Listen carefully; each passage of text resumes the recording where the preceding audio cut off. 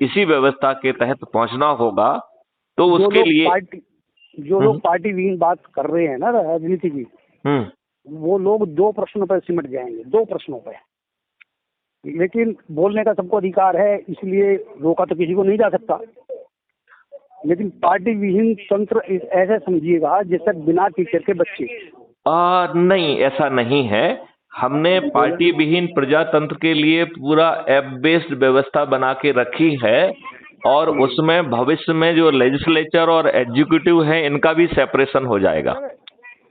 ये हमारे जो 21 लक्ष्य हैं उसमें समाहित है, लेकिन ये कल की बात हो सकती है, आज की बात नहीं हो सकती है।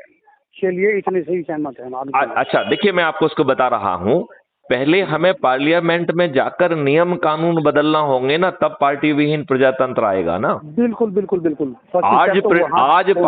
आज पार्टी विहीन प्रजातंत्र नहीं आएगा, और आप उससे भरोसा रखिए कि जो पार्टी विहीन प्रजातंत्र आएगा वो तो एक स्वर्णिम काल होगा। क्यों?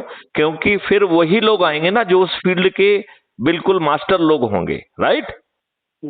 जैसे finance minister will be the person जो कि सबको कन्विंस कर पाएगा कि हम इस देश को इस तरीके से, इस स्ट्रेटेजी से आगे ले जाएंगे।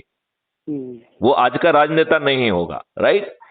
तो वो the best brain would be leading India, and they will be leading with in the given 21 objective. तो जो 21 ऑब्जेक्टिव हैं वो अपने जगह रहेंगे, और उन 21 ऑब्जेक्टिव के बीच में ये लोग आपको जोड़ेंगे। लेकिन ये इन एनी केस ये अभी निकट भविष्य की बात नहीं है, तो इस पे अपन अभी चर्चा नहीं करते हैं, ठीक है ना। बिल्कुल ठीक, बिल्कुल ठीक। क्योंकि ये जो है आपका 2029 का चुनाव जो होगा, और उसको करने के लिए हमारे पास 5 साल का समय भी होगा।